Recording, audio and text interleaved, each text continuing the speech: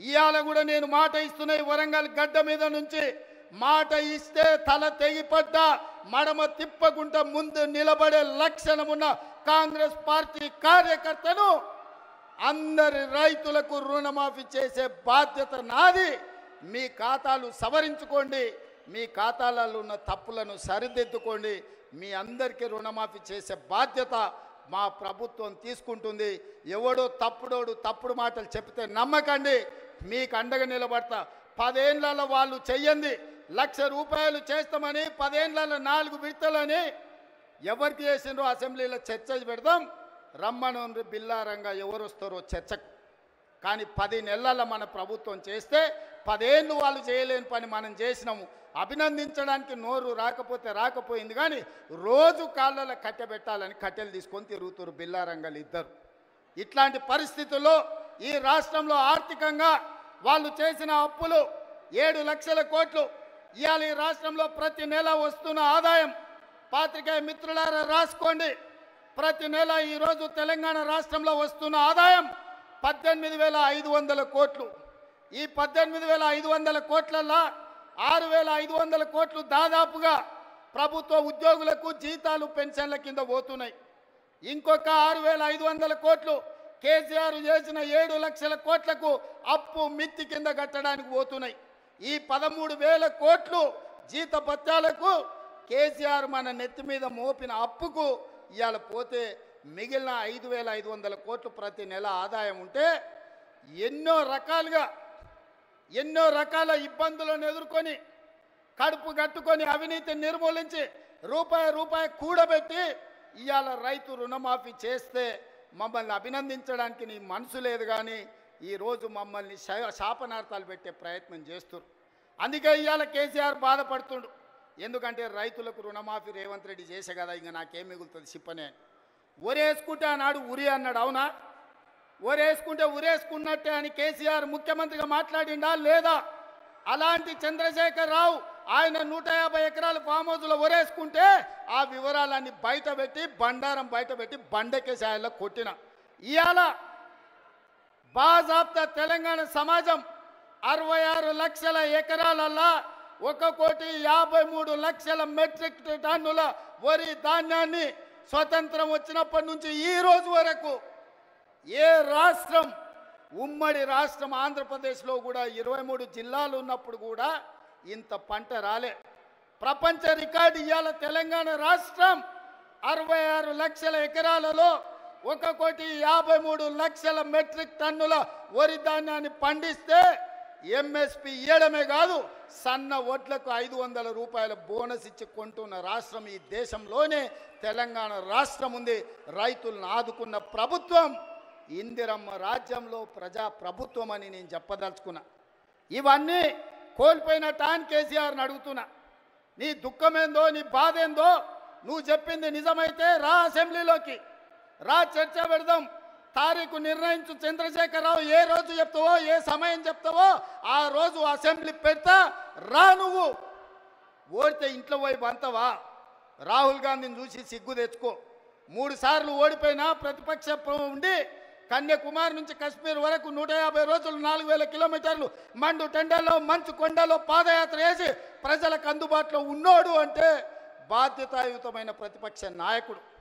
అధికారంలో ఉంటే దోసుకుంటా, ప్రతిపక్షంలో ఉంటే ఫామ్ హౌస్లో వండుకుంటా. ఇదా నీ విధానం? నిజంగానే ప్రజలు కష్టాలలో ఉంటే ఫామ్ హౌస్లో గాడిది పండ్లు దొమ్ముతున్నావా? రా ప్రజల్లోకి వచ్చి మాట్లాడు. ప్రతిపక్షంగా ఏం సూచన చేస్తావో చెయ్యి ప్రభుత్వానికి, మేము వినడానికి సిద్ధంగా ఉన్నాం. నువ్వు లేవనెత్తిన అంశాలు సహేతుకమైనవైతే సరిదిద్దడానికి సిద్ధంగా ఉన్నాం. నువ్వు రావు. ఆ చిల్లరగాళ్ళని ఇద్దరిని ఊరి మీదకి వదిలిండి, అది చూసిన ఆంబోతులాగా.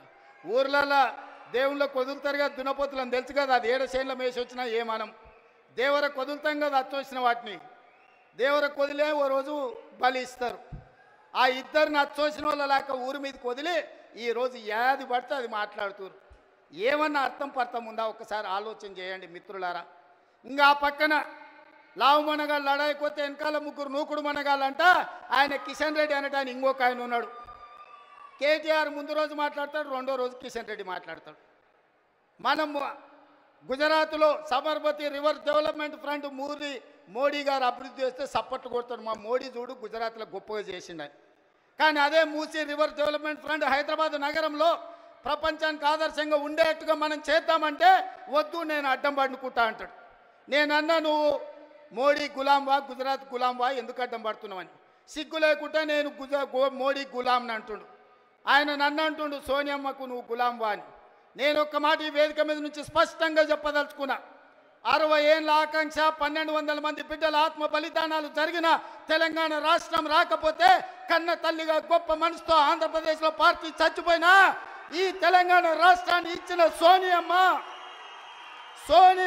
మా అమ్మ, సోనియమ్మ మా అమ్మ, మా 4 కోట్ల తెలంగాణ బిడ్డలకు కన్న తల్లి. ఆమెకు ఊడిగం కాదు, ఆమె కాళ్ళు గడిగి ఆ నీళ్లు నెత్తి మీద చల్లుకున్నా అది తక్కువనే అవుతుంది. కిషన్ రెడ్డి, ఇప్పటికైనా నీ పాపాలు కడుక్కోవడానికి రా. సోనియమ్మ కాళ్ళు గడిగి మన ఇద్దరం నెత్తి మీద చల్లుకుంటే మోడీకి ఊడిగం చేసినందుకు కొంతైనా నీకు ప్రక్షాళన జరుగుద్ది అంటున్నా. పార్లమెంటులో నిటారుగా నిలబడి ఈ దేశ ప్రధానమంత్రి నరేంద్ర మోడీ తెలంగాణ రాష్ట్రాన్ని సోనియమ్మ పార్లమెంటు తలుపులు బంద్ చేసి దుర్మార్గమైన పని చేసి తల్లిని చంపి పిల్లని బతికించింది. తెలంగాణ రాష్ట్ర ఏర్పాటునే అపహాస్యం చేసిన నరేంద్ర మోడీ తెలంగాణ ద్రోహి. అలాంటి తెలంగాణ ద్రోహికి నువ్వు బానిసవై గులామువై నువ్వు గుజరాత్ పోతే నువ్వు గుజరాత్ పోయి గార్దులను కాసుకో. కిషన్ రెడ్డి, ఈ తెలంగాణలో ఒక్క నిమిషం కూడా నీకు ఉండడానికి అర్హత లేదని నేను చెప్పదలుచుకున్నా. ఇన్ని రోజులు నువ్వు అంటే గౌరవ మర్యాద ఉండే, అందుకే మాట్లాడేటప్పుడు ఆచితూచి మాట్లాడేటోని కిషన్ రెడ్డి గురించి. కానీ కిషన్ రెడ్డి మీద ఉన్న గౌరవం నాకు 100% పోయింది.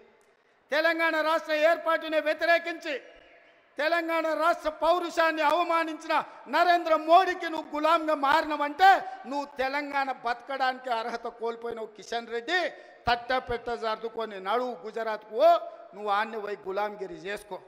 నేను మళ్ళొక్కసారి చెప్పదలుచుకున్నా, సోనియమ్మ కనికరం వల్ల, సోనియమ్మ త్యాగం వల్ల 60 సంవత్సరాల మా తెలంగాణ రాష్ట్ర స్వప్నం నిజమైంది. ఇవాళ సోనియమ్మకి ఎంత చేసినా తక్కువే. ఆ సోనియమ్మ కాళ్ళు గడిగి నెత్తి మీద చల్లుకోవడానికి మేమందరం సిద్ధంగా ఉన్నాం. ఇది అవమానంగా కాదు, ఆత్మ గౌరవంగా మేము భావిస్తున్నాం. కిషన్ రెడ్డి, ఆ తల్లే లేకపోతే ఈ తెలంగాణ రాష్ట్రమే లేదు.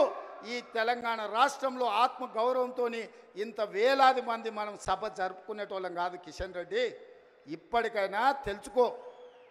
ఉద్యోగం మోడీ ఇచ్చిండు అనుకుంటున్నామేం, నీకు ఉద్యోగం ఇచ్చింది సికింద్రాబాద్ ప్రజలు. నీ ప్రజలకు కృతజ్ఞతగా ఉండు, నీ ప్రాంతానికి కృతజ్ఞతగా ఉండు. నీ ప్రాంత ఆత్మగౌరవాన్ని కాపాడలేనోడు ఇవాళ కాలేజీ ఉండుంటే ఈ కిషన్ రెడ్డిని, ఈ కేసీఆర్ను పొలిమేరలు దారి వరకు ధర్మమని చెప్పుండేవాడు. మనవాడే ద్రోహం చేస్తే పాతరేయండి, పక్కవాడు వస్తే పొలిమేరలు దాటించండి అని. ఇవాళ మిమ్మల్ని పాతరేసినా కూడా తప్పు లేదు కాలేజీ స్ఫూర్తిగా. చివరగా జయశంకర్ గారు 10 ఏళ్ళు కేసీఆర్కు సిద్ధాంతకర్తగా జయశంకర్ సార్ పేరు చెప్పుకున్నాడు. చివరికి ఆయన సొంత ఊరు అక్కంపేటను కూడా రెవెన్యూ విలేజ్గా చేయలే. మెయిన్ ఇందిరమ్మ రాజ్యం ప్రజాప్రభుత్వం ఏర్పడ్డాక జీవో ఇచ్చి జయశంకర్ గారి ఊరిని రెవెన్యూ విలేజ్గా మార్చి జయశంకర్ గారి ఆత్మగౌరవాన్ని నిలబెట్టడానికి ప్రయత్నం చేసింది మా ప్రభుత్వం. ఇదా తెలంగాణ కోల్పోయింది? చంద్రశేఖరరావు, నేను నిన్ను అడుగుతున్నా, ఆడబిడ్డలకు ఉచిత బస్సు ఇస్తే తెలంగాణ కోల్పోయిందా? ఆర్టీసీ డ్రైవర్లతో ఇందిరా పార్క్ దగ్గర ధర్నా చేపిస్తావా? నీ కొడుకు ఆవారగాన్ని ఆడికి పంపించి వాడు కాక్యాంగ్ చేసుకుంటాడు. వాడు రామారావా నాకు అర్థం కాలే. కాక్యాంగ్ చేసుకొని ఆటోలో తిరుగుతా ఆయన ఆటో రాముడు అయిపోతాడంట. కొంచెమన్నా సిగ్గు ఉండాలనే తెలంగాణ సమాజం ఏమనుకుంటుందని. ఇంత సిగ్గుసేరని తప్పిపోతారా 10 నెలలకే? ఇట్లాంటి నేను ఎవరిని చూడలే. ఇవాళ అందుకే ఈ వేదిక మీద నుంచి మీరిచ్చిన ప్రభుత్వం, ప్రజాప్రభుత్వం, ఇందిరమ్మ రాజ్యంలో పేదల సంక్షేమం కోసం పనిచేస్తున్నాం. ఏ గడ్డ మీద నుంచి పోరాటం మొదలుపెట్టినామో అదే గడ్డ మీద సంవత్సరం పూర్తి చేసుకున్న సందర్భంగా ఈ వరంగల్ పట్టణాన్ని నగరంగా మార్చి హైదరాబాద్తో పోటీ పడే విధంగా అభివృద్ధి చేయాలన్న ఆలోచనతోటి ఇవాళ మీకు నిధులను ఇవ్వడమే కాదు, మీ గడ్డ మీదనే మొట్టమొదటి ఉత్సవం జరుపుకున్నాం. ఈ ఉత్సవానికి వచ్చిన వాళ్ళే కాదు, తెలంగాణ నలుమూలలు ఉన్నోళ్ళందరినీ కూడా ఆశీర్వదించండి. ఇంకా 4 సంవత్సరాలు కడుపు కట్టుకొని రోజుకు 18 గంటలు, ఒక్కరోజు 1 గంట 1 నిమిషం కూడా సెలవు తీసుకోకుండా మీకోసం పనిచేస్తా. ఆఖరి శ్వాస వరకు, చివరి రక్త పొట్టు వరకు ఈ 4 కోట్ల తెలంగాణ బిడ్డల కోసమే నేను అంకితమై కేసీఆర్ అనే మొక్కను మళ్ళీ మొలవనియని తెలంగాణ రాష్ట్రంలో రాసి పెట్టుకోండి. చెప్పిన నాడు ఓడిస్తాని, ఓడించిన పార్లమెంటులో గుండు 0 అని చెప్పిన గుండు 0 తెచ్చిన.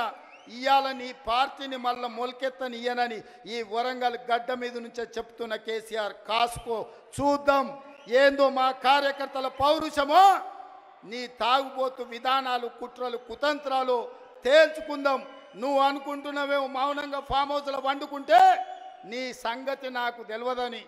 నీ ముందు తెలుసు, నీ వెనక తెలుసు, నీ ఉపాయం తెలుసు, నీ ఉబలాటం తెలుసు. అన్నిటికీ కుక్క కాటుకు చెప్పు దెబ్బ అనే మందు నా దగ్గర సిద్ధంగా ఉంది. తప్పకుండా నీకు పెడతా. రా అసెంబ్లీకి. మళ్ళొక్కసారి చెప్తున్నా, రాబోయే స్వామి అసెంబ్లీకి రా. చూస్తుందా ఎవడో ఇస్తే రాలే కుర్చీలకు. తొక్కుకుంటొచ్చిన కుర్చీలో నిన్ను తొక్కుకుంటొచ్చిన గుర్తు పెట్టుకో. రా అసెంబ్లీకి, మాట్లాడదాం, తేలుద్దాం. సిద్ధంగా ఉన్నా తారీఖు పెట్టు, సమయం పెట్టు, వచ్చి చెప్తా బిడ్డ నీ సంగతి. ధన్యవాదాలు సోదరులారా.